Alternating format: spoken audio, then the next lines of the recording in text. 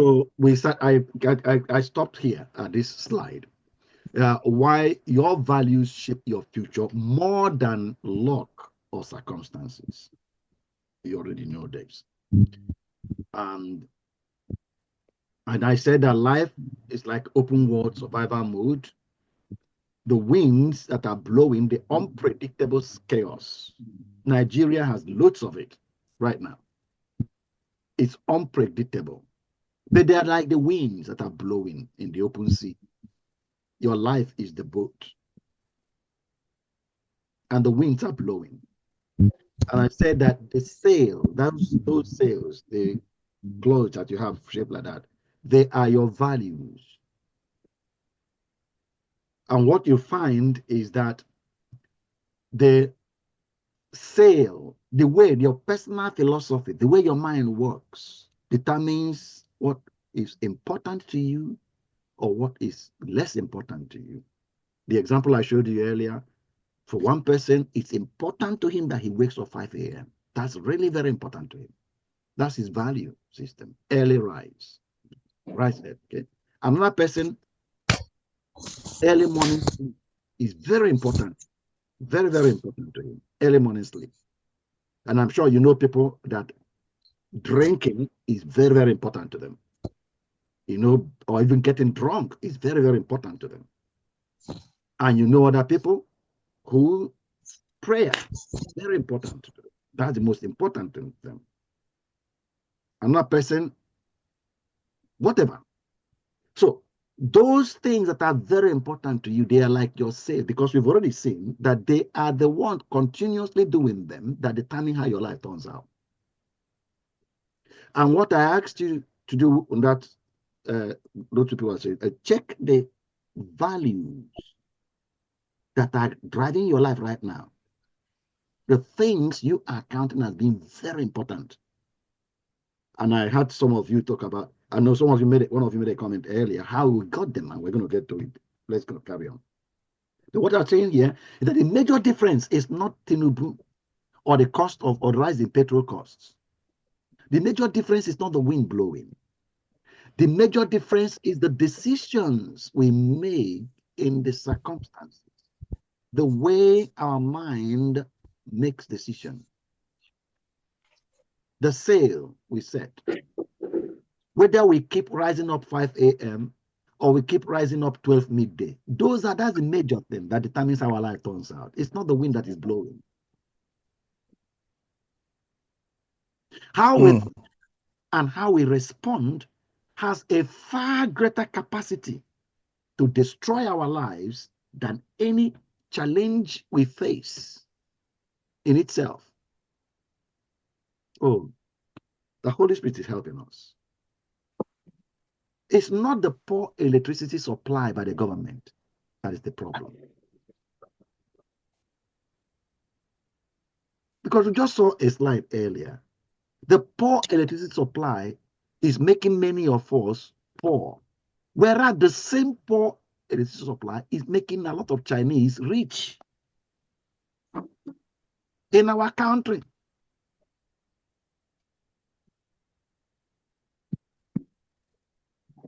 Our problem is making other people rich in our own society.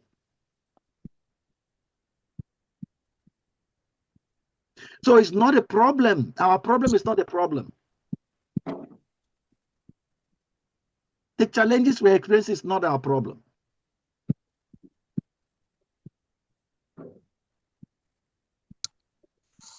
Because if it could make the Chinese rich, why can't it make the Nigerian rich?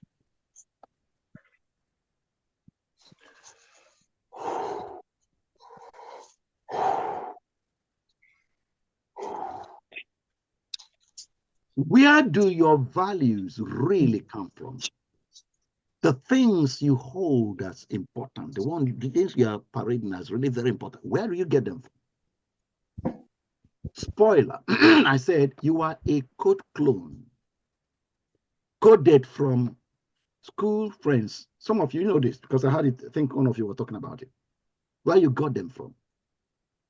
School friends' influences, streets, your friends, books, and the process of reading. That's how the coding in your mind got formed from the family, the way things are done at home, the way things are handled in the village, in the society, among the community that you were growing up from.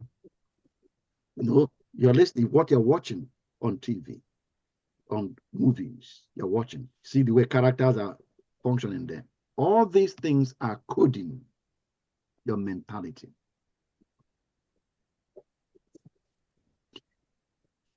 Growing up, your mind was a sponge, soaking up code from family operating system.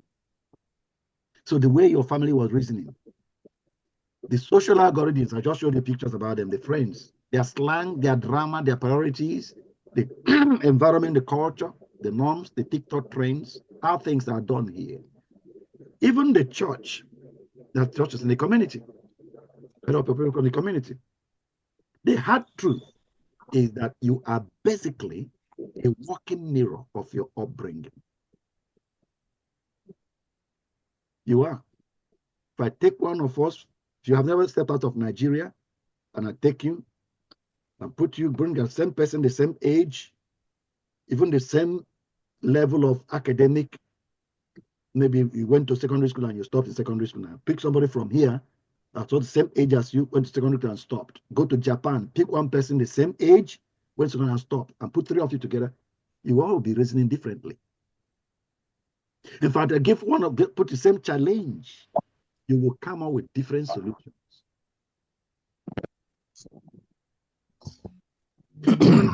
Some among those kind of the same age, the same academic stage, might see the child as something I cannot solve, cannot be solved at all. Whereas another person will see it bread and butter. That's my opportunity to climb. The difference, the way the coding is working, the coding. One of you, like I said, one of you overheard one of you say that. That is, who was it? Was it you? Who said it? You talked about not the university you went to. Christy, was it you? That's Reverend Vin. That's Vin. Vin. Yeah. That's not the school you went to. It's not whether you went to Harvard or whether you went to UNN. It's the books you read. It's where your mind is coded. Yeah. It's coded. Your original values, what you call values, they are just reruns of your environment's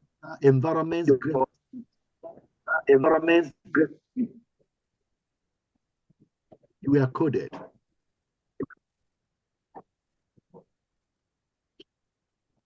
The Nurture Lab, how your brain got hacked. Imagine your childhood as a programming boot camp, because that's what it was, really. It's a programming boot camp. Inputs, your family expectations, what they were expecting and desire what's important. They tell you that being a doctor is the most important thing. If you're an engineer, then you make it.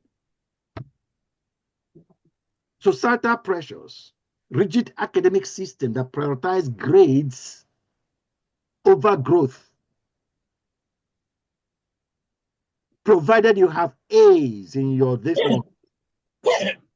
I mean, they prioritize what you have on paper over what has coded, your mind coding, the coding of your mind. And unfortunately, that's what is going on right now in Nigeria, isn't it? That is what is going on. The paper, I say the societal pressures, academic system that prioritize grades, what you have on paper, over growth. Over growth.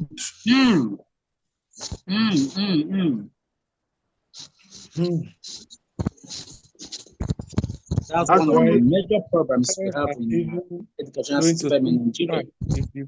The teachers did not give them the right position. The parents will go to school and fight for their kids. Okay. Why didn't you give them first position? Not considering the knowledge they acquired. And that is coding that child. Is coding his mind, coding her mind. By the way, TechnoSpark 5 Pro, can you put your name there, please? Because I can't make out, Sir, please help me. I don't know how to do it, sir. Please help me. Yeah, you can put it. Your setting. Uche David, yes. Press where there is a participant and you see where it will bring us some two things. Okay. And write your name Just, there. yeah, please. Okay. Touch the screen, your screen now. Okay. Yeah. Okay, now, so I said the societal, all these are inputs. They are inputs. What you just described that parents go to do is good. They are inputs. And what other people, no, society, they are all inputs and they are coding the mindset. They are coding. And that is the mindset. I think we talked about it last week. They are going to, that's the mind that is going to be your doctors in the hospitals treating your children. When your child gets sick, it's going to go to a hospital because you can't fly out, you can't come over here. So you have to go to that hospital and meet that doctor. And he will be the one deciding whether your child lives or not. And it might be you that he'll be making that decision about. What to put in your body.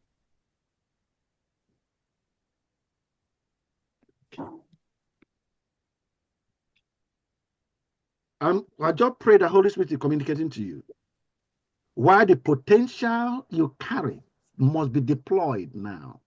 And you should be thanking God that you're finding out that it has nothing to do with the amount of money you have or the connections you have, or anything at all for that matter. It just depends on you and your mind. You should be thanking God that you have what it takes to alter the situation.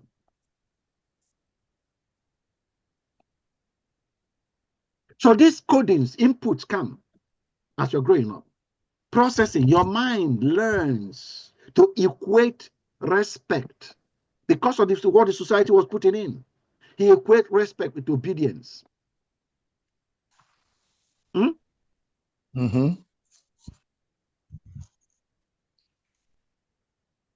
the reason you don't challenge things.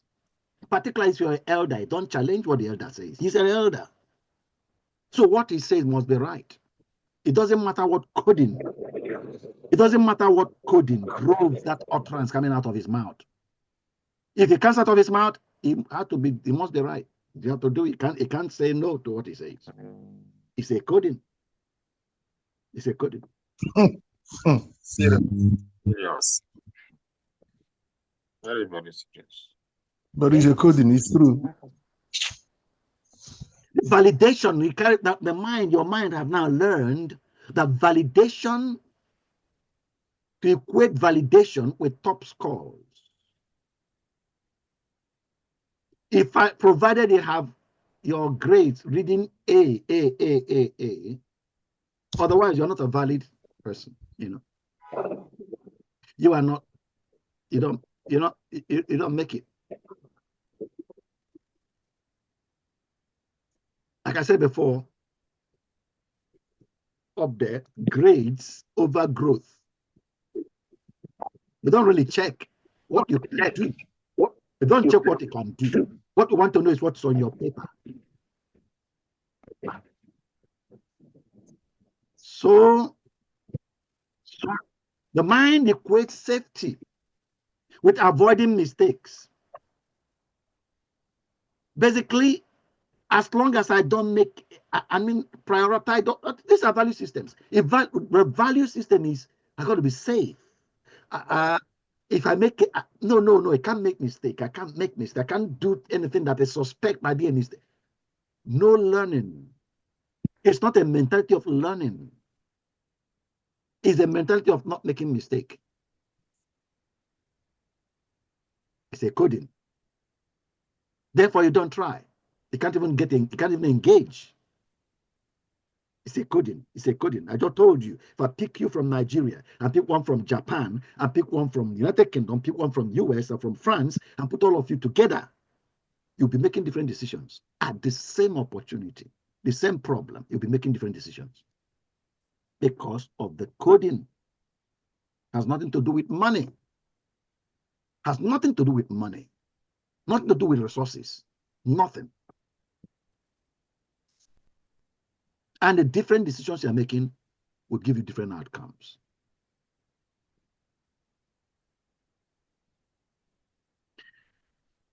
This processing your mind does with the things that have been input into it gives outputs. So you have habits that have been formed now. For example, overcaution in career choices, silencing your ideas to keep the peace. If I talk now, I'll rock the boat. No, so you have to conform. Equating self-worth with job titles. Those are outputs. Those are outputs. So from provided they make it the manager, don't make it the manager. That gives you sense of what when I asked one man here, about his son, and he told me how his son, I have a son, he's the manager of. He's so eager to tell me that his son is the manager.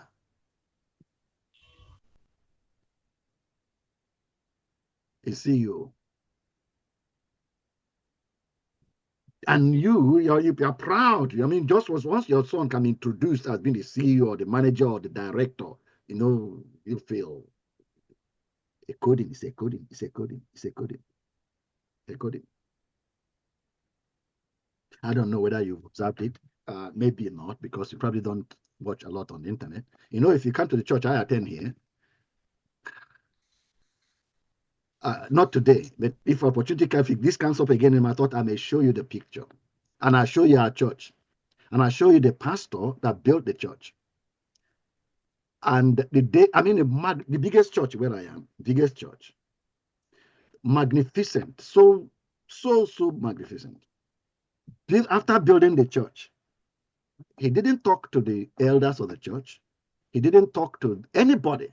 The day of the dedication of the church, he came out in front with his wife and announced to everybody, how old is he now?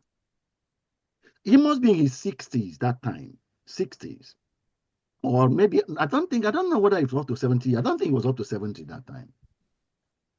Now, the day of the dedication of the church, he came to the podium and announced to the whole church. I say he didn't, not that nobody knew.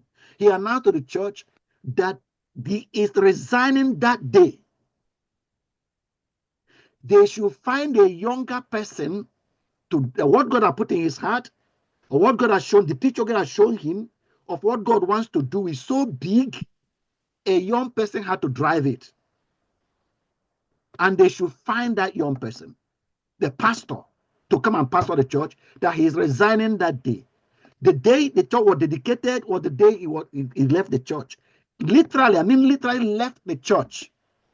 Left, handed over the key, told him to find a pastor. So he's an Assemblies of God church. He contacted the general superintendent of Assemblies of God in Great Britain, told him to come over to our church, local church, and come and be and then stay here and find somebody to replace him, that he's leaving the church. That God made him aware of what God wants to do. Now, we were about 350 that time. This is about 11 years ago. 11 years ago this happened. We're about 350. But the church is the church, and he built a big church. All of us rallied around. He left the church. That Assemblies of God superintendent came, therefore relocated and came to our church, while he now started scouting around the various churches to find a young pastor, somebody that will come, tried several, and then finally got somebody that came and became the pastor, a young person with his wife, young family. 10 years later, our church has more than 2,000 people doing lots of mission work, going out. Lots of things are happening in the city. But he left the church. This pastor left the church, stayed away for 5 years, stayed away, didn't come at all, because he felt if he came, the older people that were there, they get attached to him. So he left, physically left, stopped coming, wasn't coming to our church, was going to be an ordinary member in one of his son was a pastor somewhere. He's going to join his son's church as ordinary member. So when this new pastor came and was fully settled, he then came back to the back seat. In fact, we went to visit him a few weeks ago. He was telling us, my wife and I, that one day he came after church finished, came out of church. The church is so big now, And somebody in the church came to greet him, saw him, just walking, greet him, and started telling him, does he know where the toilet is? Please, if he needs toilet, he should go over there, the toilet, introduce him to where the... So he told the guy, I put the toilet there 10 years ago. I was going to put the toilet there. Just to tell you how unknown, you will never know him. Not at all. No. This guy didn't know he was a pastor. He was the one that built the church. Well, we know what I mean when I say he built the church. He was the one that mobilized a few of us that were church members at that time and built it, but he bore every brunt of it. But he would not know. We will not know. Not at all. Now, why that came up in my mind, I was talking about coding. Bring a GEO from Nigeria and bring this one and put them together. It's the Hey. You see what I'm talking about? There's no way you can't have any inkling that guy, that man, was even in the committee or anything about leadership in the church. You will not know. You will not know. Coding. You wonder why Mark Zuckerberg comes to Nigeria and just wear another t-shirt. And those that can't find food to eat, those that cannot find the food to eat, they're begging for money, are dressed in Agbada. Coding. I'm sorry, dressing in what? Agbada means this 1,500. Agbada, So 500. Oh, the one you were wearing that time. That's what you saw me wear. Yeah, okay. That's a very nice question now. That's not debate. Case study. Family A screams to solve conflicts. The kid learns loud is power. Coding. Because that's what he sees in the family. It was being coded. As he sees mom and dad do it all the time, they scream at each other, he's coding his mind. You see, whoever screams the loudest seems to win. So he learns that's how to function. If you want to win, you scream loud. Talk loud. Second family. Talks calmly. The dad talk calmly. The child is being coded. That when you have a disagreement, you talk calmly. Resolute. Dialogue. Both kids grow up convinced. Are you hearing me? They both grow up convinced that their method is normal. When the family B child meets family A child screaming at people, wonder why is he screaming all the time? Why is he screaming? Something's wrong with him. And then family A child sees family B child trying to talk softly to. Why is you talking softly? Because to them, their coding is normal. It's normal. Just like I will share some of these things with some of my friends right there in Nigeria, and if you don't know how to do it. You people went abroad, and then you got your mind messed up. You don't know how things. Well, not in Nigeria, doesn't work. That's what it tells me. I thought I got my mind messed up. That's what it says. Because when I reason now, it's no longer normal. See, the way the mindset is formed in Nigeria is normal. It's normal.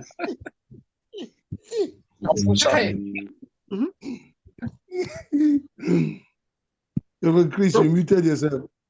The question there, I put in red. What toxic code did your environment install? Are you running your life? What toxic code did your environment install? That's a real problem. A close mouth is a close destiny. And then I asked the question.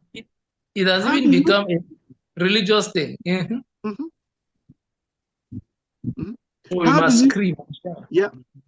How do you identify these toxic codes? Now, that's a real question. I need an answer. Because it's normal. The way you reason right now is normal. How do you identify that the way you reason is toxic?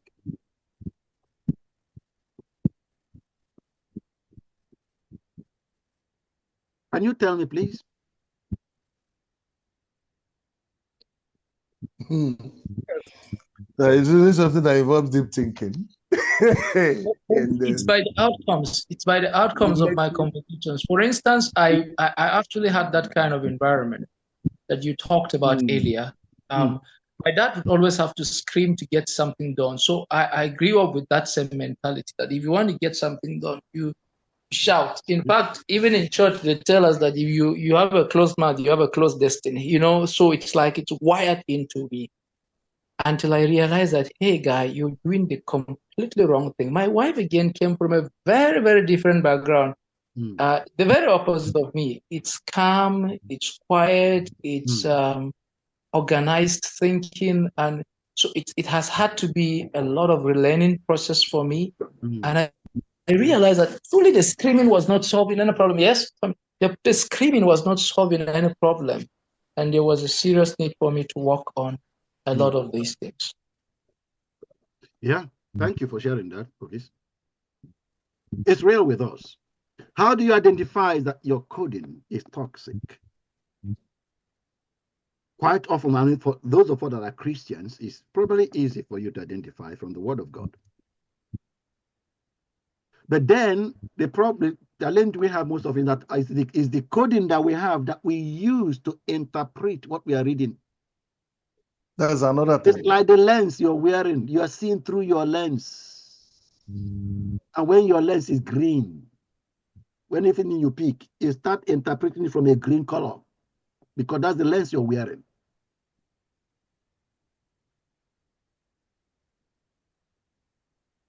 That's why number one is to open your mind to know that these things exist. It is true and real with your brain, with the way your mind is working. Number one, when you know it's real, then you begin to, I've showed you a picture there, a fixed mindset and a growth mindset. An open mind that listens and allows God to introduce thoughts contrary to what you're used to. And you know what the Bible says, of course. Test the spirit to know whether it is God. For all that are Christians, we have him, his presence inside. We confirm to you. Or this are null to you. So you have that witness inside. But before the witness will even function, you got to desire for him to function. You're going to listen to him. You're going to compare with him. You're going to check. Some of you were sharing earlier, already talking, but someone already dismissed. Just close that chapter already. Don't even want to open that door. Anyway, I don't want to stay here. Let me move ahead. Formula for failure. Jim Rohn nailed it, saying failure is nothing more than a few errors in judgment repeated every day. I think you could see that from what we've already discussed. A few errors in judgment repeated every day. It's failure. That's wrong coding. You use it daily. I wake up 5 a.m. You do it daily. Wake up 5 a.m. daily. Wake up. No, I can't miss my morning sleep. I'll be waking up 12. So you do that daily. Do it daily. 5 years down the line, your lives, different destinations. A few error, just error in judgment or decision making repeated every day. Translation, you don't fail life. You accumulate bad code. You accumulate bad coding. The coding from schools, we talked about it. The way the schools are functioning right now is coding children, is coding them. Some of you probably have schools in your churches. And those schools probably start competing with other schools. So if the schools come and get the papers and reveal it to the children so that they don't think, they just copy, so that they will get high grades and get more people. That people in that school, they pass all the time. The people that are going to, they all pass. So we send our children there. We don't think about what is coding their mind. They all get A stars with empty head, but we don't check the empty head. We just check their papers. But that whole system is coding the children's mind about life. It's coding them. This simple error in decision making, we decided that we're going to do our children's education this way. This is an error. They will repeat it and repeat it and repeat it. Our entire society is going to come out in a different way from the way the society in Great Britain comes out.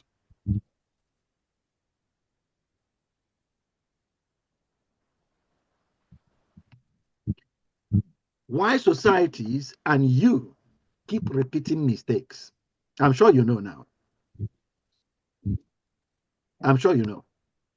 We inherit flawed scripts from our environment. Family code, money is evil, so you avoid side hustle. School code, just pass the test, so you stop asking why.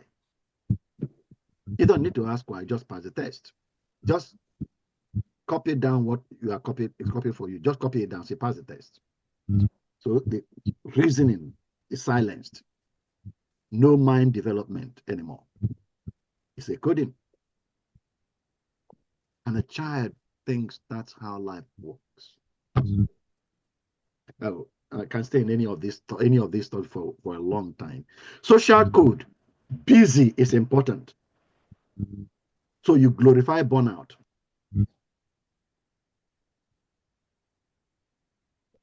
The trap is that without better knowledge, you keep running these buggy programs. And I ask the question down there.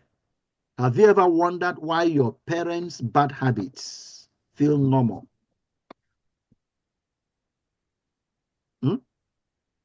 Coding. Yeah. You are stuck in their operating system.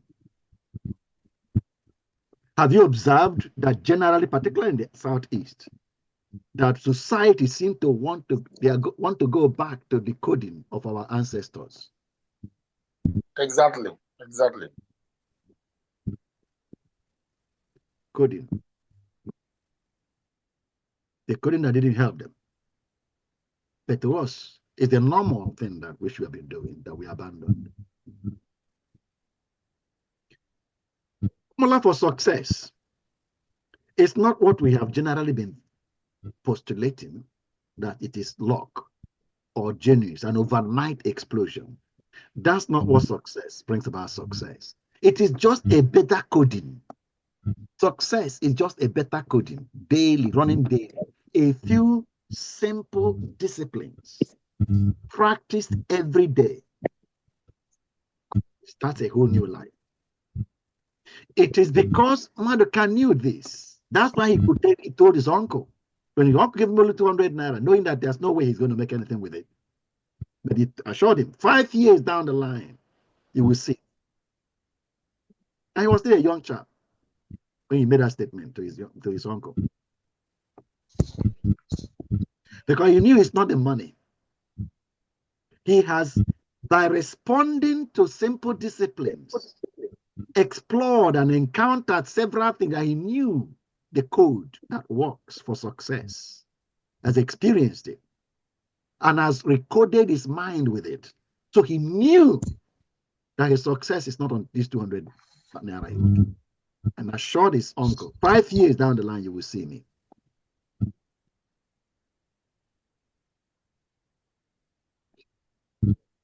Recalibrate your mind.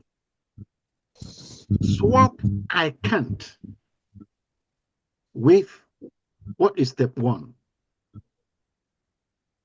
Earlier, you identified the things that the giants or Goliaths around your life, or you are told to identify one and write it down. Swap I can't with what's step one. What's the first thing to do? Micro disciplines. I'm talking about a few disciplines, simple discipline practiced every day. Again, I can stay on this subject for the rest of the day. Because it's by doing this is what brought me to what I'm doing now. Micro disciplines, read 10 pages daily. And I hope, and the reason I returned here to continue with this is because many of us don't value working on our minds. We thought that when you come out of school, maybe secondary school or university, when you graduate, then you finished reading. If you finished reading, I come out of school. Somebody called me. I think there's something she sent me, and I responded to her. I said, I'm doing, there's some coursework I'm doing. I said, what coursework? What work? I thought you finished.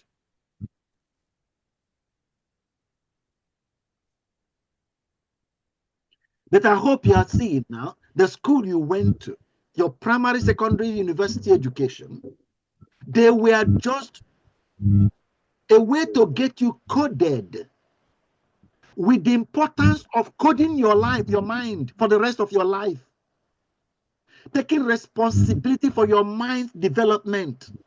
Unfortunately, that's what it was meant to do. But unfortunately, in Nigeria, that's not the system we run right now. It's not a system we run in Nigeria. I schooled in Nigeria, and I know it's not a system we run in Nigeria. You don't come out of education system in Nigeria wanting to learn. No. You don't. But that's what the school system is designed for. To help you develop your mind and see the results so much that you get intoxicated with learning. You now go the rest of your life cultivating your mind to higher and higher dimensions. Your potential is limitless, remember. And everything is fixed with the level of the coding in your mind. And your mind can be coded with any level, to any level. A lot of scriptures you read is based on that you can do all things. Remember, I didn't say God can do all things. It's you can do all things through Christ that strengthens you. He didn't say Christ will do all things. He said you can do all things, making use of the strengthening of Christ. Remember, it's you that does it. But if you can't think it, I say again, if you can't think it, you won't even attempt to do it. If you cannot think it.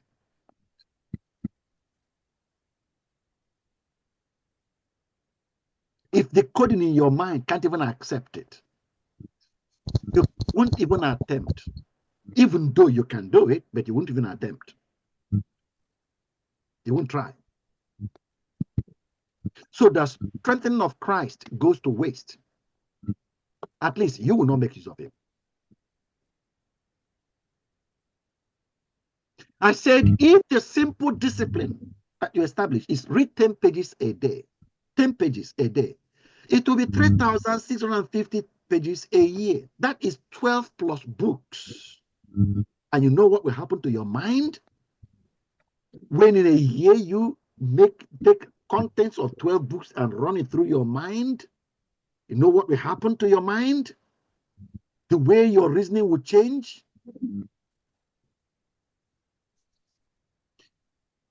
Save 5 a day. Now, you can't say 5 naira.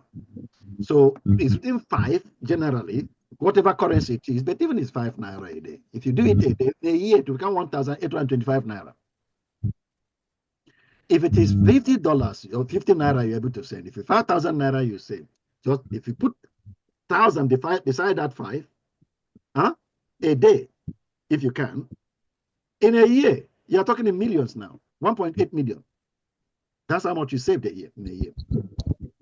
Simple disciplines.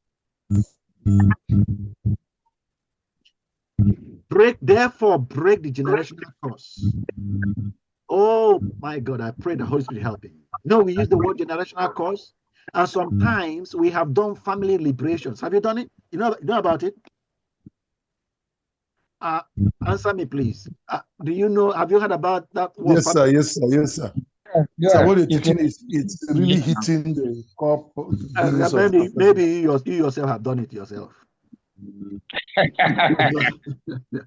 Yeah, you went and prayed to cast out the demon of backwardness from the house, because it's a demon that is causing it.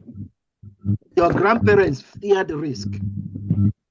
So if you want to break it, it's not prayer. Of course, maybe you have prayed, but you saw that the prayer didn't solve it. Because after prayer, if the prayer doesn't shift the mindset of the people, and they keep thinking the same way they are thinking before you came for prayer, they will repeat the same actions that they were doing before you prayed. Sure. And they'll get the same results. If they repeat the same actions, they'll get the same results. Unless during your prayer, you were able to talk to them enough that their thinking shifted. Because if their thinking doesn't shift, their actions will not shift. They will do the same things. From the same coding, they'll get the same results. And often, people don't actually get the same results. They get worse results. Because if their fathers offered 2 chicken to their God, they would think that their problem is so big that 2 chicken will not do it. We have to offer a cow because our problem is so big. Anyway, let's not stay there. Let's not stay there. I said, test small risks. For example, give a direct message to a mentor.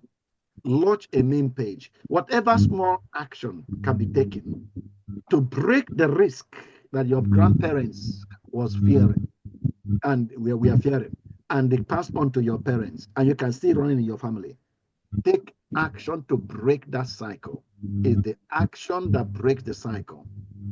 Your mind has to be coded with better information than your grandparents had and than your parents had. It's for lack of knowledge that God's people are destroyed. It's not lack of God's power or his unwillingness to intervene. Nigeria is not experiencing further and further backwardness because God doesn't want to help us.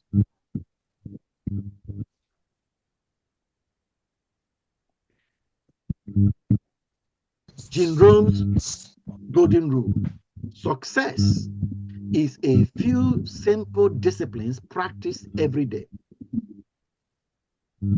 Translated, success is a habit, not a miracle. Success is a habit, not a miracle.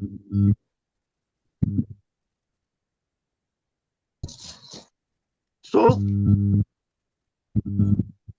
number 5 in that what book you opened? What do you believe is holding you back from fulfilling your destiny or transforming Nigerian society? Answer that question.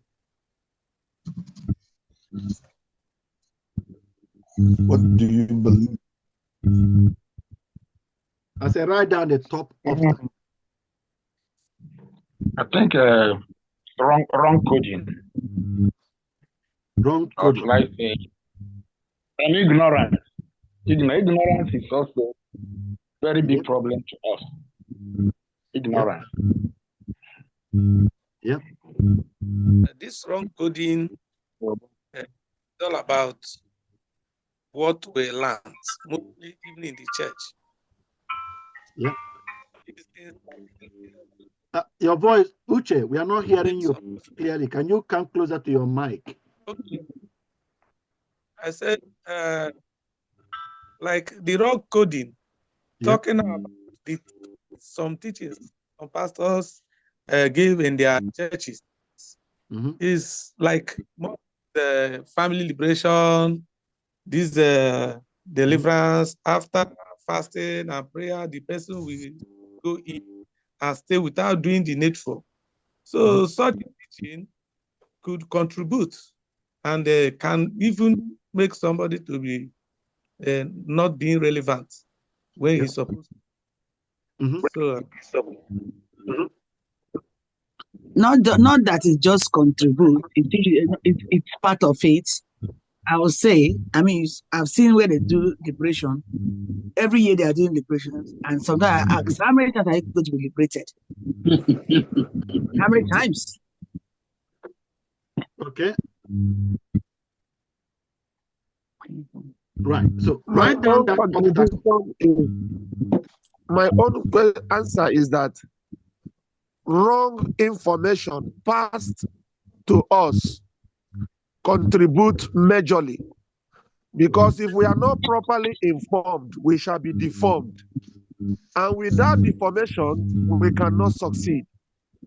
Okay, this kind of teaching we are receiving now is changing almost every part of, personally, my own mindset. Yeah. Because I believe too many things before now. But from this very information, in fact, I'm privileged to be in this program, because many of us have passed through wrong informations and it have deformed our ideology. Thank you. Okay. So now do the write in your own workbook, or if you're in the paper, what you believe is holding you back. Now we talk about what might be holding us back. Wrong. So let's say it's teaching, for example. Say wrong teachings we have received, right? Write it for you in those of you that did the exercise. At least 7 of you did it, and I've made comments and responded to you. And you have seen in that exercise that I said personalize your answers, because that question is asking what is holding you, but not what is holding us back. Here we talk about us, but in your book you should be talking about you. What is holding me back? So if it is the wrong teaching I have received, right? The wrong teaching I have received, so you can know what you're dealing with.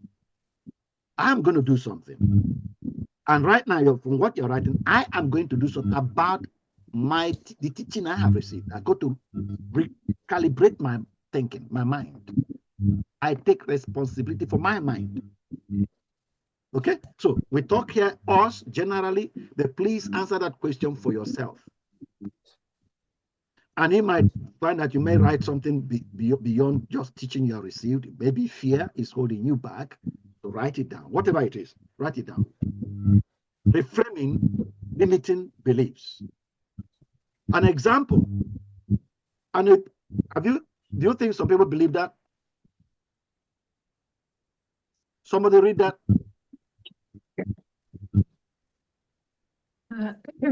Nigeria is too corrupt to change. Nigeria is too corrupt to change. Do you think somebody believes that? To change. I'm asking you, do you? Most people believe this in Nigeria. Very common belief in Nigeria. Okay. Now that's a coding. Yeah. It's a coding, sir. It's a coding. It's a coding. Now, from what you're learning, this coding will not take you to where you want to go. So reframe it. I will model integrity in my sphere to inspire others. That Nigeria is too corrupt to change can be the giant Goliath in front of you. But you have a stone. The stone you have is you and what you do. You are going to make use of your stone, just stone. You know how people talk about stone and Goliath. You know how other people look at it. Stone, how can you use a stone to kill Goliath? Come on. Are you foolish? You make a difference. If you tell your friends, one of your friends typically, that you are going to model integrity, and that by you model, you are going to alter Nigeria, what do you think they will say to you?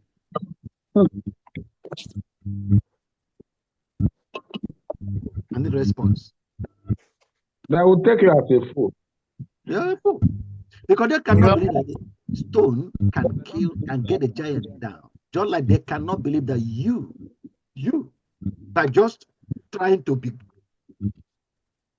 Mr. Integrity, that you will change Nigeria. They'll laugh at you. Right?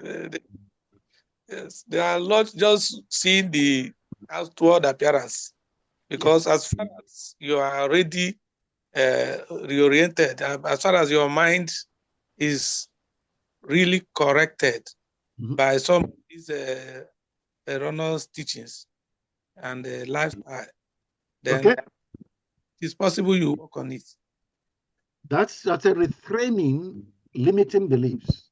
That's an action you're going to take on yourself. Another example, I can't make a difference. Do you think some people have that coding?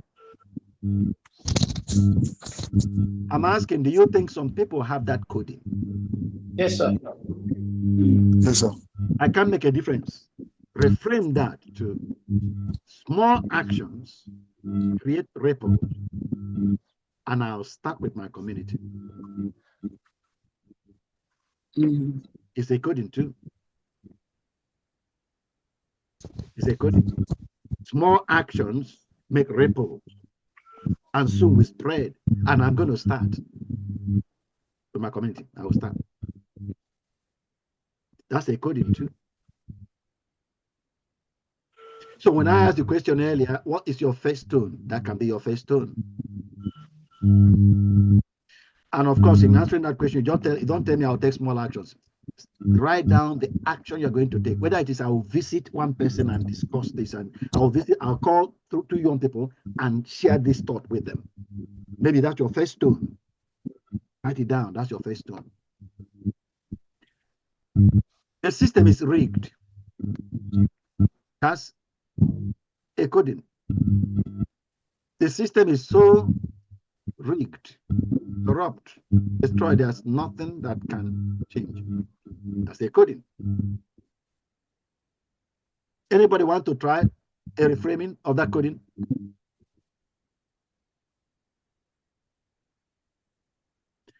What possible reframing? How can we possibly reframe that? You don't have to give the one on my. When I give mine, it might be different from yours. It doesn't have to be that. These are just examples. Then what kind of possible recoding?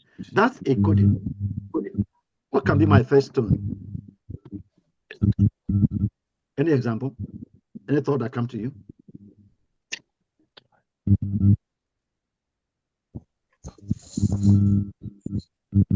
The system is rigged. First of all, do you think some people have this thought? I said, do you think some people think like this? Yes. Yes. Okay.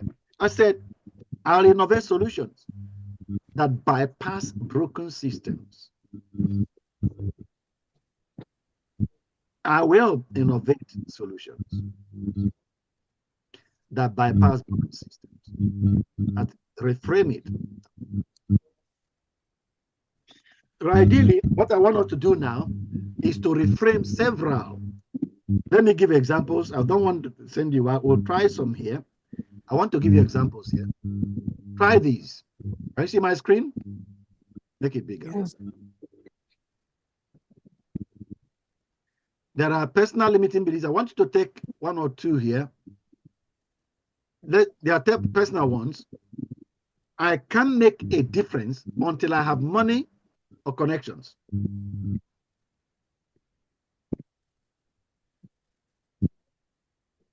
I'm too young or too old to lead or influence others. What is a reframing of that? Please take one of here, one here. Each person. Can you? I want to get 2 or here from 2 or 3 of you. Take one of those personal limiting beliefs. There's Nigerian. There's a societal one there. I have 2 of them, 2 sets there. A personal one, Nigerian societal limiting beliefs. I think I think number 1. Go on. Go on. I can't make a difference until I have money/connections. Yeah. I will build priceless capacities and competencies that give me opportunities within society to create the influence needed. Okay, what you said is too long that many of us don't do. Okay. Focus on building capacities and competencies that are relevant for societal. Okay. So instead of I can't make a difference, he said I'll focus on building. I'm going to build something. Yes. I'll build capacity and competencies. Yes. So, and I will start with two people in my yard or 2 people in my town. Yes. I'm going to build their competence and put capacity in them. Yeah, that's my first tone. I'll go with number 2. Uh-huh. I am too young or old to lead or influence others. Mm-hmm. I will reframe it as age is not a barrier in leadership or influence. Yeah. Just make a try. Okay, I will make a try. Okay, I will make a try. Because age is not a barrier or a limit. So I'm going to make it. I'm going to start. I'll make a try.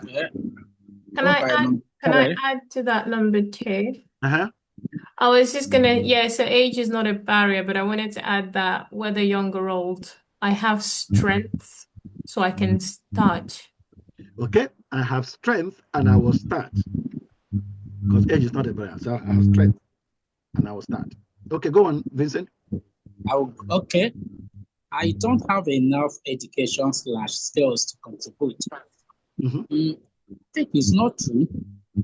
Like I personally am educated, but I used to tell people that you don't need much education to influence or contribute to our society. Like the case of Cosmas Maduka. Cosmas Maduka did not went past primary school. Yeah. Yet he developed the right mindset. I have read about so many people who are CEO of great companies, who are even ministers of the gospel, who are doing well. They didn't have, so to say, the secular education, but they developed the right mindset. I think what we should do is part of what we are doing now, to develop the mindset for influence, for change in our society. So you're reframe this, reframe it, reframe that statement, reframe it for you. Okay, the training. Okay, yes. Thank you, sir. I said reframe. We are doing reframing. We take a sentence there and we reframe it. The examples we gave earlier. Yeah. Okay. This one says about education. So reframe it for us. Okay, to develop the right mindset for influence. Right. I don't have enough. So the current mindset maybe I don't have enough education. So I can't do anything. But the reframing, I will develop the right mindset. And I'm going to start by reading a book today. I'll start today. Okay. Yeah, okay. That's the mindset I'm going to have. I'm going to go. That's what Cosmos did. So even though, we said these guys didn't go to formal education systems. It's not that they are not educated. Cosmos is not illiterate. Yeah. Neither is Steve Jobs or Mark Zuckerberg or any of these that say they dropped out of school. They are not illiterates. They educated themselves. Self-education. Yeah. They educated themselves. Cosmos himself to tell you that you go and listen to him 10 years ago and see the way he was mothering English. He doesn't do that now. Yeah. Because he has read so many books and he keeps reading. He has opened his mind. He took responsibility for his own mind.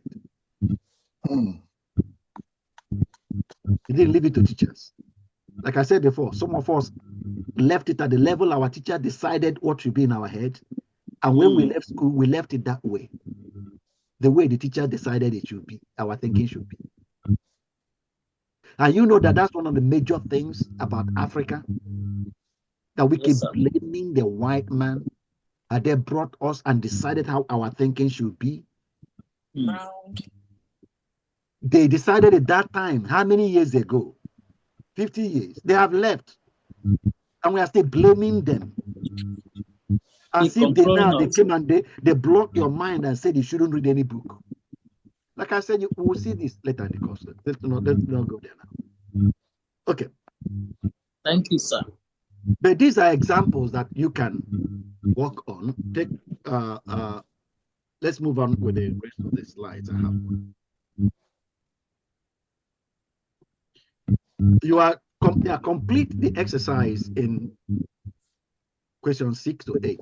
I'm not going to give you this time now. We've spent it talking, so I'm not going to give it to you. But I'm asking you to complete that workbook with these questions. Is it the kind of things we just discussed now? That's what you see in question 6 to 8. So complete it on your own time. Yeah, when we finish. All right, sure. And then, but look at those things again. We said, how does this belief limit Nigeria's transformation? Let's come back any one of those. Take any of these here. Society, Nigeria, nothing works here. Why even try? Number two, in this societal one, nothing works here. How does that limit Nigeria's transformation?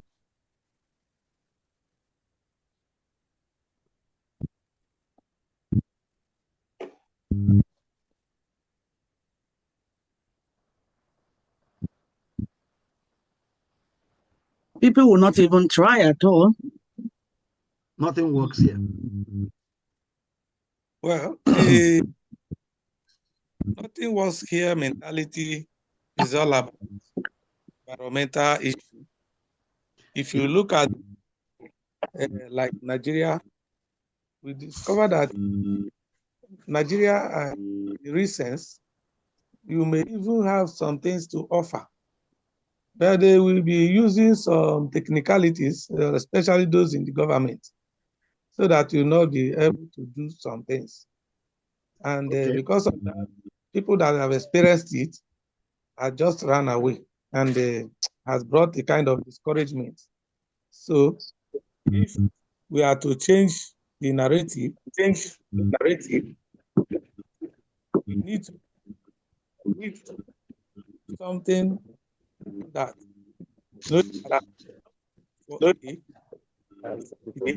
no, okay, we're not hearing your voice. I'm breaking. His voice is breaking. And I am also not sure you are hearing me. I'm not sure you're hearing me. You're hearing me? Okay, what I asked for, is, I'll go back to my slide. The first question here, how does this belief limit Nigeria's transformation? That's the question we're answering. And the second one to it, what's one action you can take despite this? So can I ask any of you, therefore pick one of these? Let's just try that before we go. I did as you have sent you to a breakout room to do this.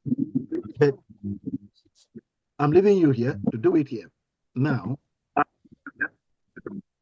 take one of these.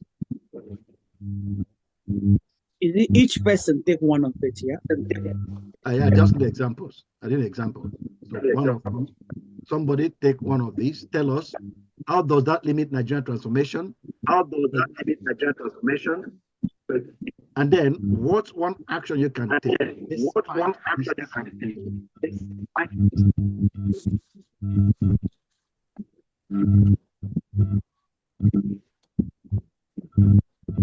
Okay. How does this belief limit Nigerians' transformation? Yeah. I think the kind of belief that we have developed in this country, has already become a kind of a norm.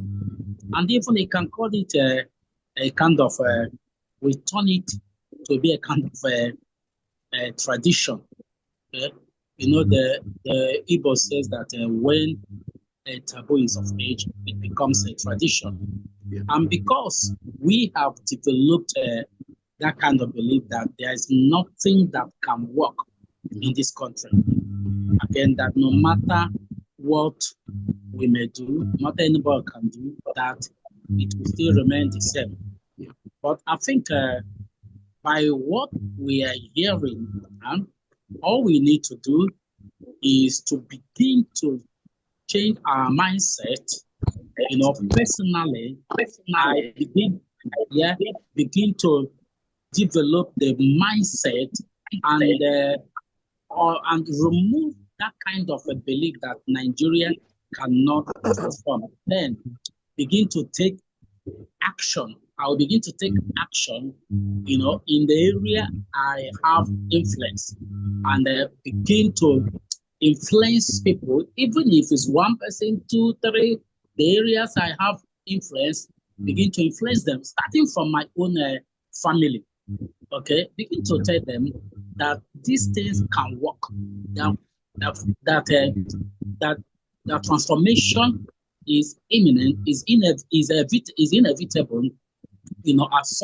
That transformation can work in this country.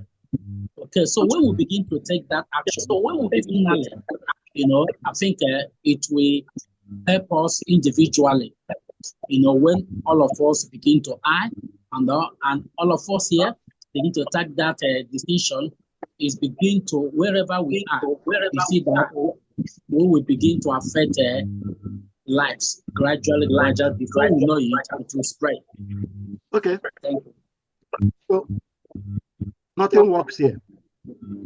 That's a mindset, including people carry. You're saying that will limit Nigerian transformation, as you've explained.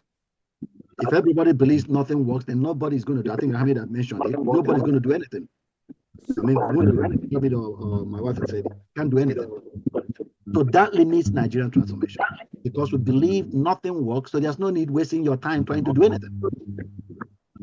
And you are saying one action. The second question was what one action you can take despite people believe in this. And you're saying, I will start my family. I will start with my family. I will communicate with my family and let them see how they can change something. My child at school can help some other child that is less privileged or staying alone and being bullied, be a friend to that child. That's a difference it's making to somebody's life. And that will work for that child. 1% can experience a change because I exist. So nothing works in the nation. I'll prove it not because I'm going to change one person's life. So I agree with you. So but I'm asking, please, in your answering your question, don't write generically. Don't answer the question in a generic way. That question is saying, what one action you can take? So write it, be clear. I'm going to do. Okay, sir. Yeah. Okay, sir. Thank you, sir. Any other person want to try one more before leave this one? Our leaders will never care about ordinary people. Okay, that's a coding. How does that limit Nigeria's transformation? It limits our transformation as a people, and we cannot move from the level we are to the higher levels of the possibilities we can have as a nation. Action. I begin with my own immediate community, from my family to my neighborhood. I will take intentional actions to ensure that which has to be done, even if it's just cleaning the environment, ensuring that our streets are the way they are supposed to be, ensuring that nobody who is one person at a time in trouble, I step out there to show I care. Wow. Okay, our leaders don't care, so I'm going to start caring. Yeah. Yes. That's what I'm trying to do. I will start caring. So Number 4. If people don't experience care from our leader, they will experience it from me. From me, yes. Yeah. That's what I'm trying to take. Okay. I will talk on number 7. Tribalism. Okay. Ben, then Vincent, you. Ben. I will talk on number 7. Okay. That says youth unemployment is too big for anyone to solve. Okay. If I want to reframe it or bring a solution, so first of all, then first, how does that belief limit Nigeria's transformation? That's the first question. Number 1, this actually limits Nigeria's transformation because with this belief, laziness will be in increase. The youth will no longer strive to do something good on their own because they have believed that youth unemployment is too big for anyone to solve. Even the government officials will not even be so serious to go into it because they have already convinced themselves that the unemployment issue is too big for them to solve. Then, in offering a solution, I can now tell myself I will create a job, and as I create the job, I will also introduce some people on creating their own personal job as well. Okay, now create something they will do themselves. Okay, I need what you job to are be you very creating? specific. Now, this is not a class that you are examined for the right answers. Yeah. This is a training to guide you to make decisions for actions. That's true. So let's take that youth unemployment is too big for anyone to solve. That's a belief system. And like you rightly said, when we believe a problem is too big that no one can solve it, then nobody's going to try to solve it. And it remains. So you're saying that's how it limits Nigerian transformation, because we believe that a problem is too big, we can't even try. What action are you going to take? You said you're going to create. Now, before you answer that question, think if you want to answer that you're going to create a job, then think about the job you're going to create. What job can you create? Think about it. So, maybe. So when you're writing it in your form, please be very specific on what actually you will really do. Okay. If you are not able to create a job, what else can you do? Something else. There's something that will actually do. You will literally, even if it is, I am going to start rewiring the mindset of youths towards the fact that they can actually do something. By even sharing this course content we are learning here, you're going to start giving it to one youth or two youths or two groups of youths regularly. You come here every week, you're going to get something, make sure you transfer it to another youth before you come back next week. That's a decision you can make, and that's something you can do. Are there opportunities for like research? Are there opportunities for volunteering that could potentially lead to employment that you could look into researching? Okay. I mean that your voice is not very clear. Oh, I'm not sure why. Did you hear what I said? I heard what you said. I don't know whether the rest of us heard it. Maybe you repeat it, because I'm not sure what's happening here. Hamida said, maybe another action that you can take, okay? The youth unemployment, people believe it is too big, you can't do anything about it. Perhaps what you can do, one action you can take, despite the fact that people believe this, I am going to start introducing young people to opportunities for volunteering to just do something for somebody for free. Yeah. They will do something. Even if they are not paid, they will do something. They are going to, a value is going to flow from them into another person's life. And it could lead to. And it might finally become a passion for them and become a job, an employment. And somebody might, I know I saw somewhere, I don't know whether it's last or 2 years ago, sometime, young people, that is one person actually, I think it's a road of Port Harcourt to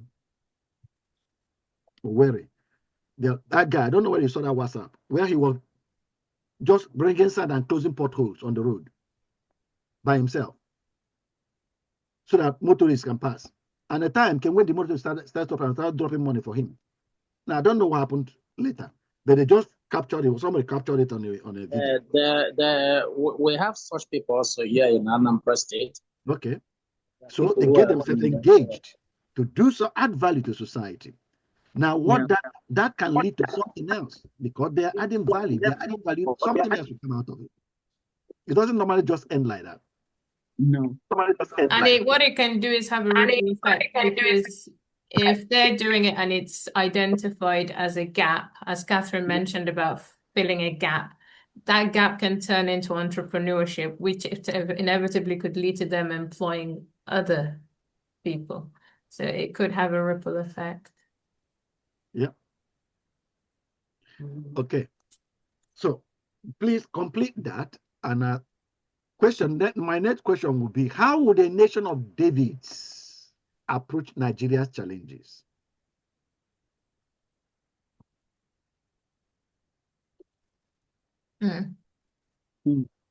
One stone at a time. Now, a nation of Davids, how will they approach Nigeria's challenges?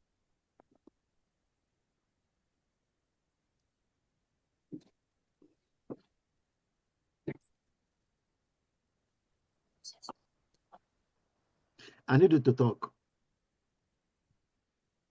To my mind, I will take the most unlikely solution that one would easily overlook, and that may be the game changer. They will come from an angle that is not as sophisticated as some might think is the right approach to changing the situation. I think that's what the nation of David will be innovative, creative, and thoughtful about the step to be taken. That's my take on that. Okay. What did David do?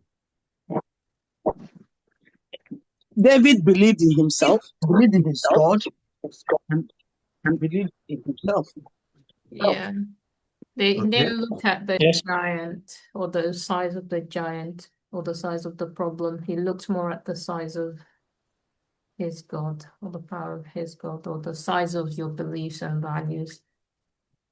So if you focus on the problems. David thought about what can happen through him. I think the nation of David supposed to behave like David, because the way David saw himself is that he didn't even consider what the opposition is actually having, but he saw himself.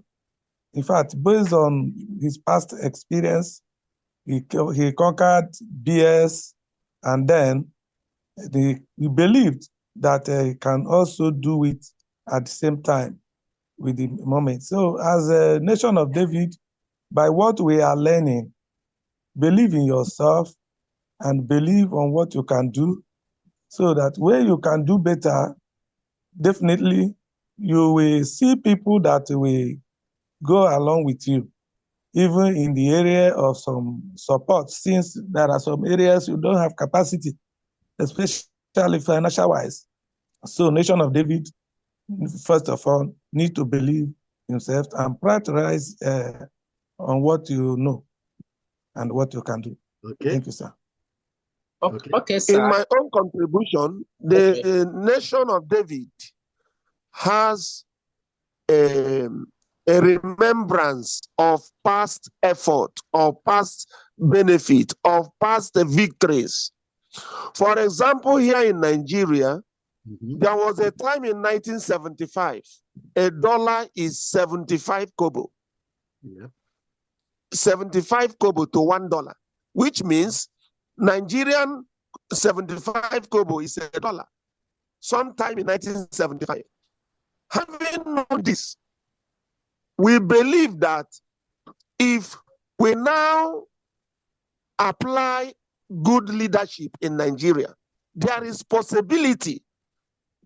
every possibility that what happens before can still repeat again. Because it was the lion David killed with bare hand, gave him morale to face Goliath, adding it with his faith in God. So Nigeria has been good sometime. And with that belief that Nigeria was once better, that something good can still happen again, just like David had believed in himself. And we also add it to God's grace and mercy. Thank you. Okay, sir. I think how would a nation of David approach Nigerians' challenges? I think number one, there should be the nation of David should first of all develop a solution-oriented mindset, which will actually give birth to great vision of change, vision of transformation, trust, and courage. Because it is that vision of change, or vision of change, trust, and courage that actually helped David to defeat Goliath. Because when someone or people have developed a solution-oriented mindset as part of what we are doing now, it will actually create a courage in you, trust in you that this particular mountain can be removed, that this particular value can be filled. So I think it's part of how we should approach Nigerians' challenge as a nation of Davids. Thank you, sir. Okay. Please, on the other side, in a political wise, based on the corruption and so on, so many people are tired of casting their votes. But remember, David was able to kill Goliath before he and his people could reign. So for us to put things into the normal position, we need to come out during the election and cast our votes, and then do the needful, so that at least if we can have a change from the government, it will give us more speed than doing it individually. So I think another thing is coming out during election and casting our votes. Thank you, sir. Sorry, can I make a contribution, please? Yeah? Oh, sorry, have you finished? Go on, Catherine. All right. I was just, for what I can see, first of all, we need to look at self-love. If we love ourselves, I think that is one thing that needs to be projected to Nigerians, because we don't see each other as a brothers and sisters, number one, as a society in total. We need to have that self-love, because if David didn't have that self-love, he would not have been able to embark on this journey. Self-love and, declutter this self-center. I think that is where our Nigerian society, sometimes we're struggling, because we're measuring wealth. So those need to be removed first, before we can really find a way to conquer some of the problems we're facing. Because if there's no self-love, it's difficult to really approach some of the things that people are saying government. Self-love can really start from your society, from your little community. Okay. We can start from there, then we can find a way to build it up. As Brother Reze have said, everything depends on everybody. Shifting the blame, we need to stop shifting blames. The blame system needs to stop and actually start delivering. I think from there, we would know where we're heading to. Without that, we would just be going, in circles, round in the same circle, repeating the same behavior, and which is not yielding to something positive. Okay, thank you. Now, David, I don't think the answer is as complicated as we are trying to make it. David believed, a nation of David, like somebody said, we act like David. What does it mean to act like David? All David had was a sling stone. He believed in what he had, that's all. David believed that he will make a difference. No matter what. Wow. He himself and God alone, just him and God, will make a difference for the whole nation. That's a critical thing. That's probably the only answer.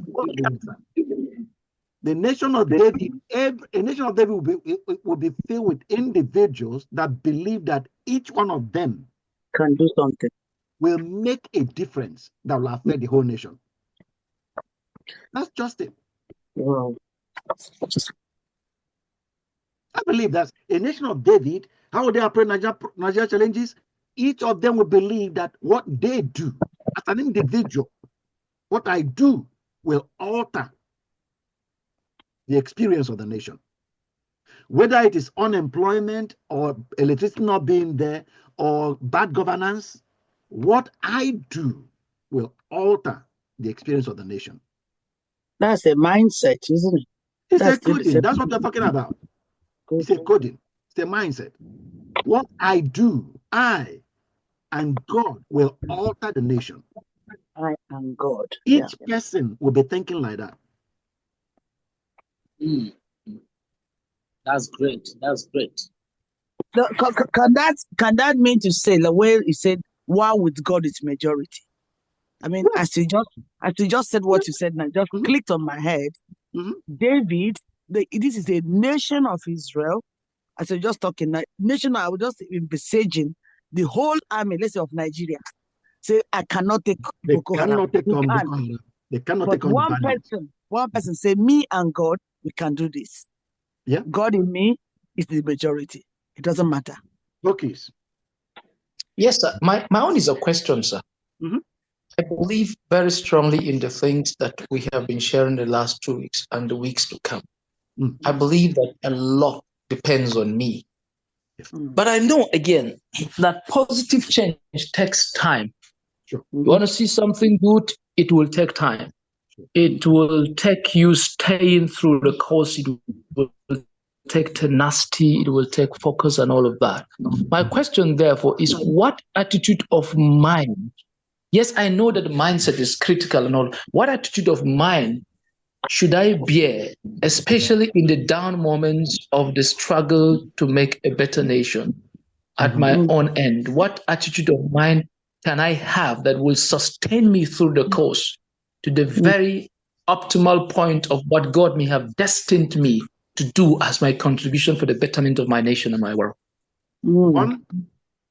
One is that it's good you made it, because when we walk with God, when you walk with God, you will experience what you said now. You will experience is almost all character that walk with God did that, went through that experience.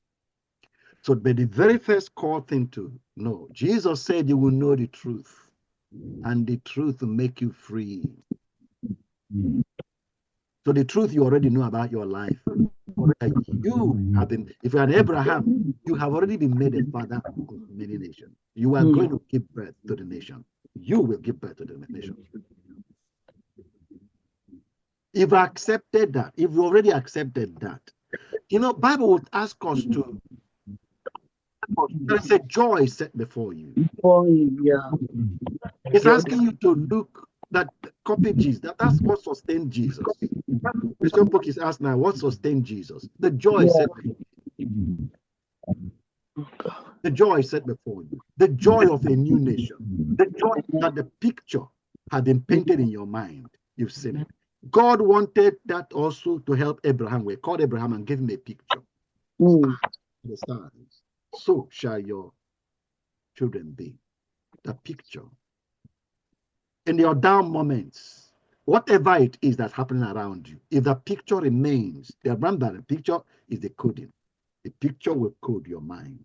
The picture will pull you up from your down times. It doesn't matter what is happening.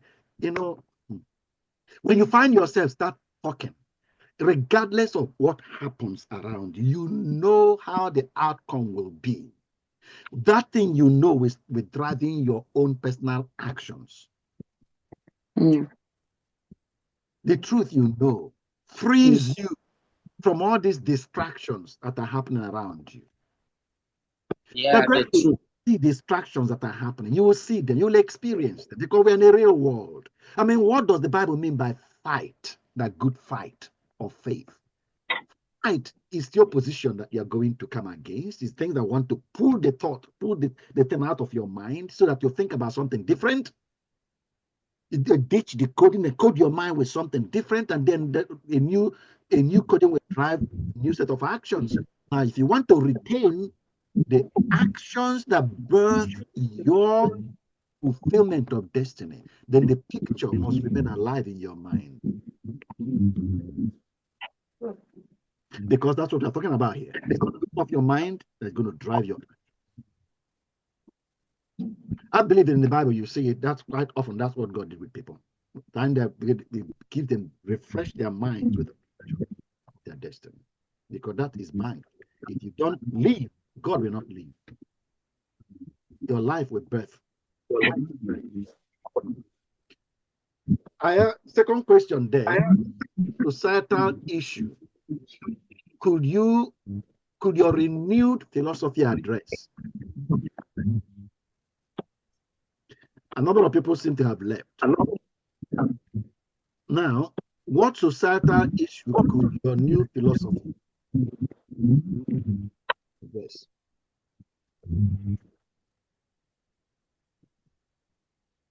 I believe that my own renewed philosophy to address the issue of corruption.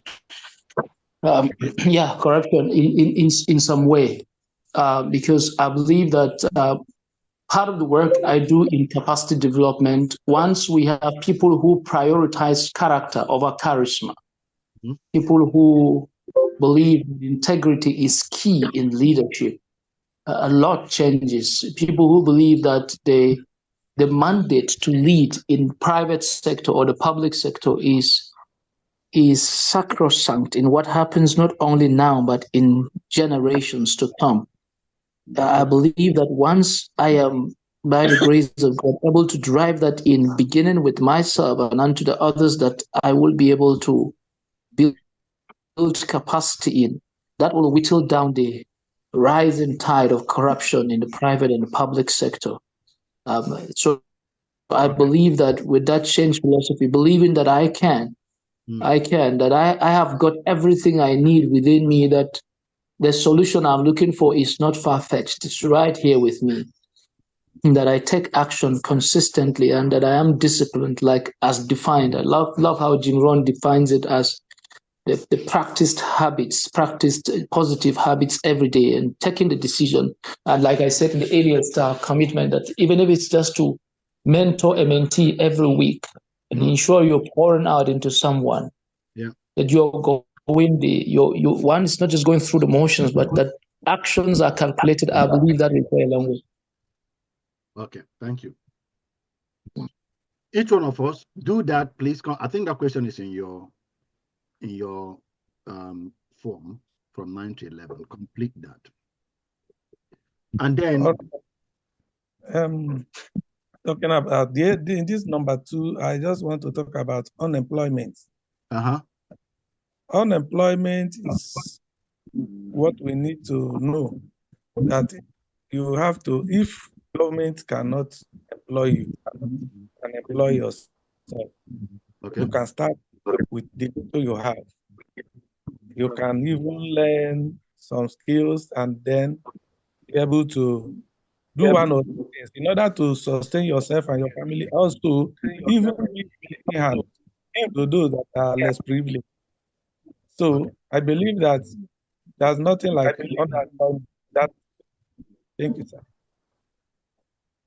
I agree with you.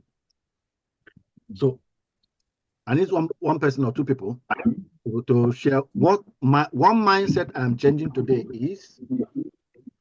Can you make a statement, please, for me? This will help Nigeria by. You need to complete that, and it's in your. I think. Yeah. One mindset I'm changing today is the mindset of the procrastination. I think to me that's my greatest to procrastinate always. So one mindset I'm changing today is procrastination. This will help Nigeria by utilizing and maximizing the potentials that God had invested in this country. They're going to start doing something. I think my is that I am the solution. The solution to the society, what happened around me, is not from outside. It's within me.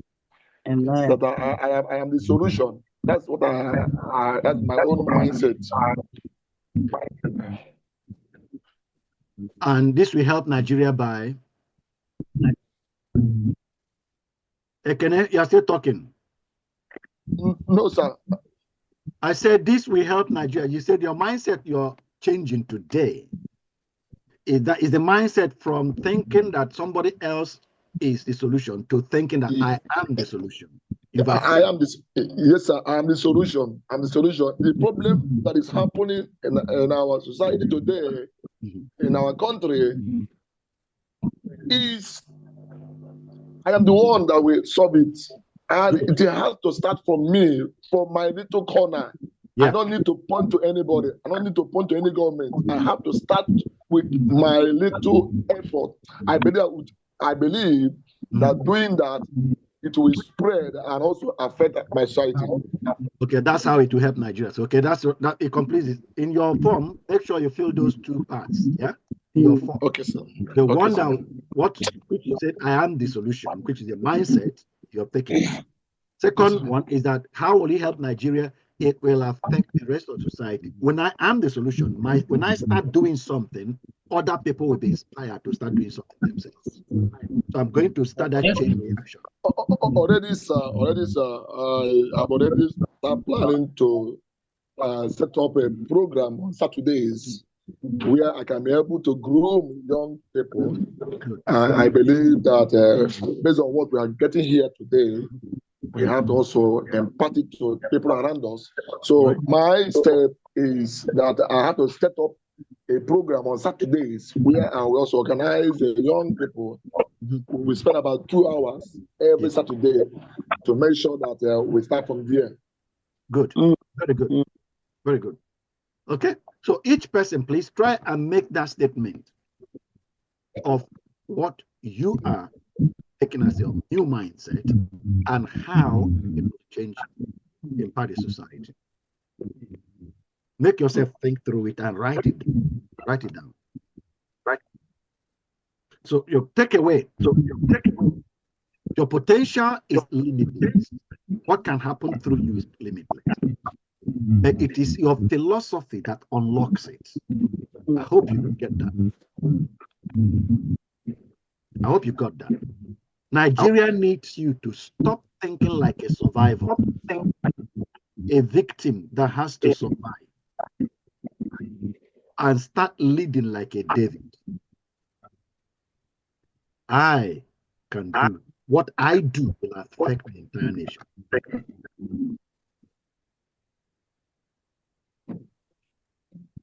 So this week, confront one limiting belief and replace it with a David mindset.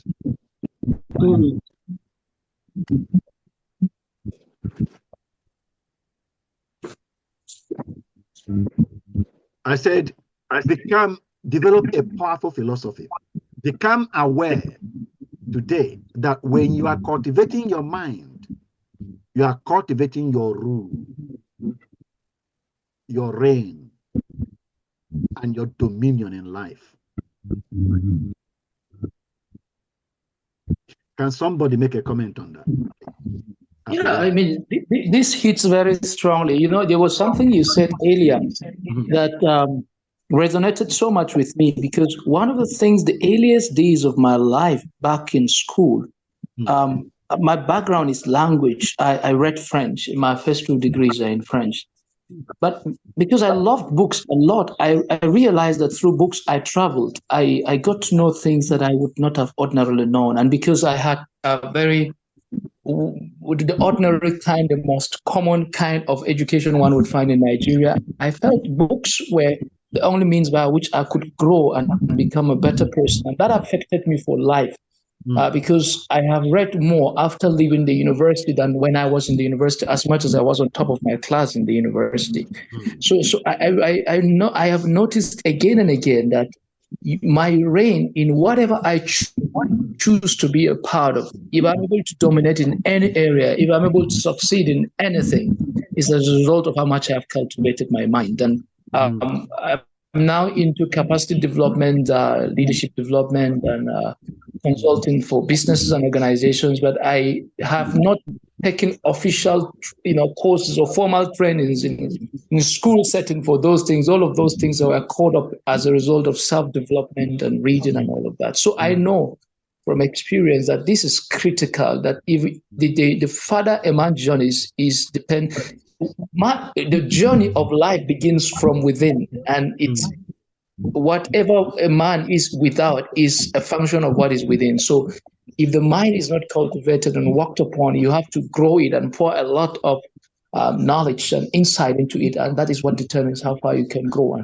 and reign and be anything that you are destined to in life. So this is so critical and a powerful for me, a powerful nugget as we are concluding. Thank you very much, Pokis, for sharing that. So there is something I discover.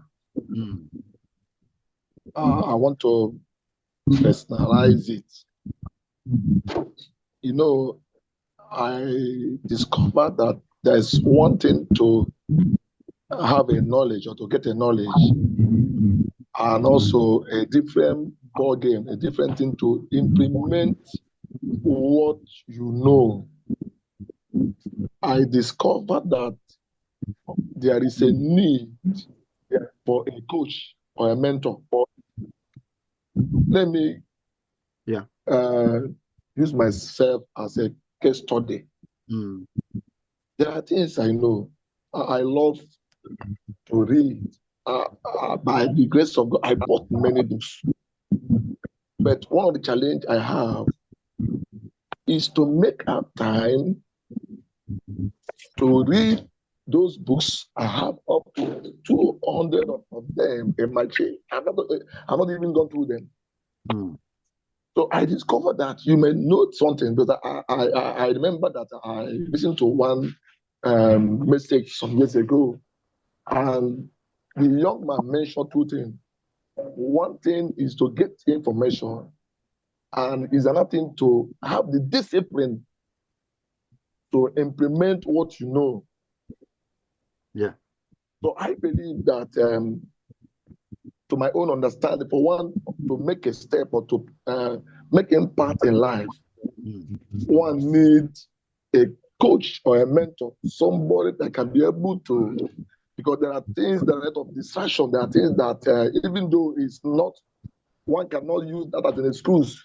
Yeah. Like I said before, I've discovered that I am my problem. Yeah. And nobody is my problem. Nothing is my problem. Self is not my problem. My environment is not my problem. The government is not my problem. I myself is my problem. But I discovered that one also need a coach or a mentor that can be able to, when I use that word, to force you or to motivate you or to guide you, to make sure you maximize your potential. I believe there's a need for a coach or a mentor. And that's my thinking, that's my thought. Because we may know, like what you are teaching us today, I believe that maybe after that 12 weeks or thereabout, many of us may still go back to our different mode or whatever.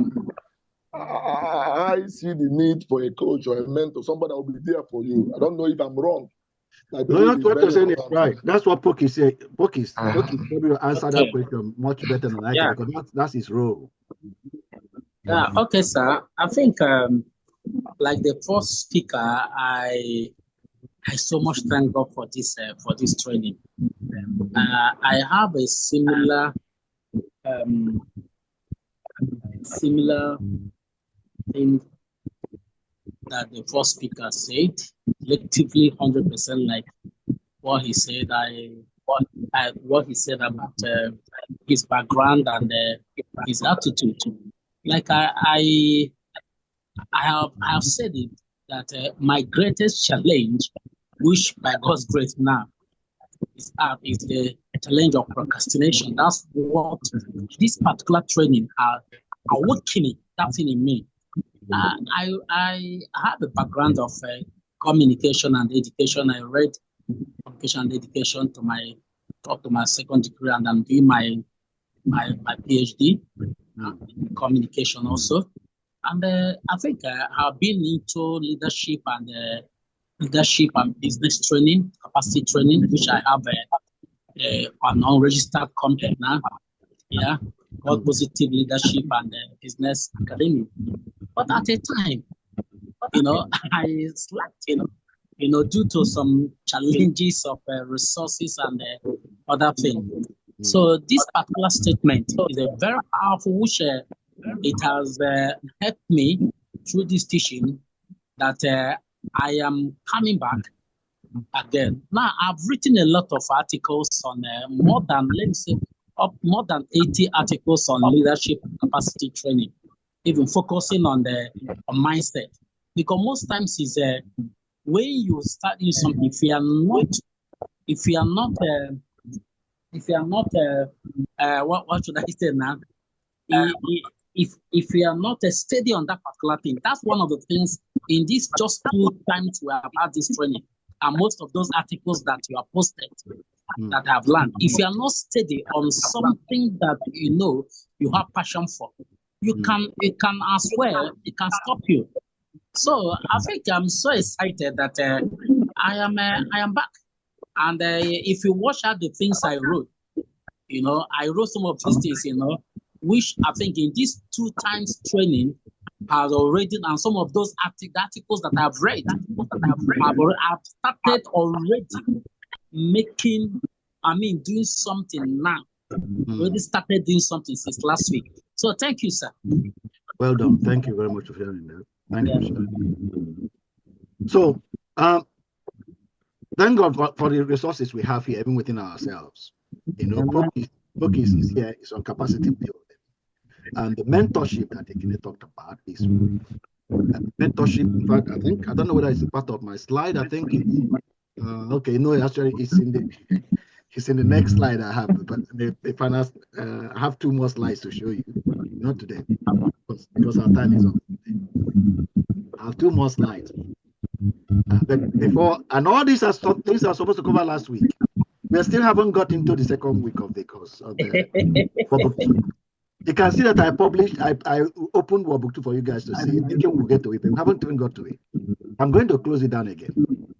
We are still in Workbook 1. This is the second topic. But I felt that I should, I wanted all the things we did this session, I wanted to jump, to leave them, but I think we needed to talk about these things. I don't know whether you found it useful, but I hope you did. Yes. Oh, it made a lot of sense. It's nice you didn't skip it because it was critical. Yeah. Especially the conversation on mindset and limiting beliefs. Yeah. I believe that is critical to the journey to becoming anything. And one other critical thing that I felt you harped on that has become very, very popular culture in Nigeria is that the commonest reason for not doing what we're doing, I don't know if others share this, but what I've heard again and again here at home in the country is people consistently talk about lack of money, the reason for which they are not able to get anything done. And just like you said, I 100% agree with you that money is not the issue. The person is the issue. No excuse is good enough, because if you're not thinking, everything is in the thinking. So it's important that we went through all of that. It's critical because once that is off, we begin to innovate and create solutions that far outpace anything that would have been the reason for which we are not taking actions. Yeah. So thank you so much for doing this. And thank you for being here too. Your presence has allowed us to go through this together.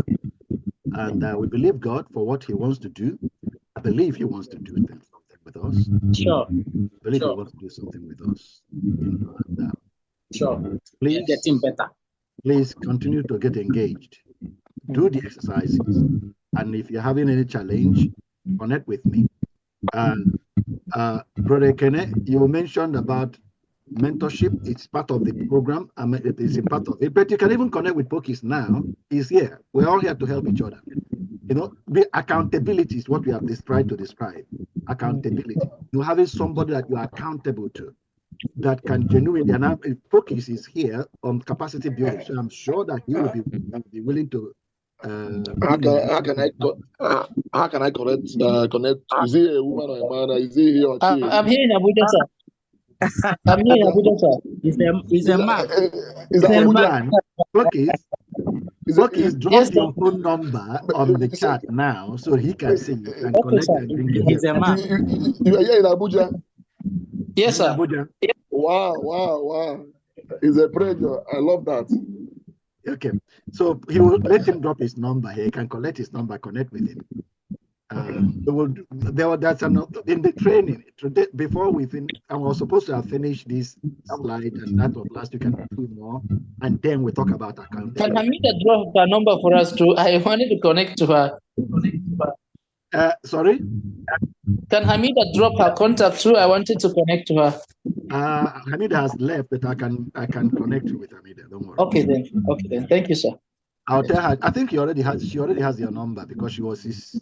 Oh, okay. It's part of the. Oh, She's probably connected with you, but you don't know it. Yeah, he can pick it from the WhatsApp. Then she will connect. I'll tell her to contact you. She will. Please, we need that, sir. Okay. Thank you very much for today. And we believe, God, that today you classify yourself as possessing unlimited potential. That's what the outcome of this meeting was designed. That you identify your mindset as the driver of your life's outcome. And that you're able to set up a system of cultivating better life outcomes.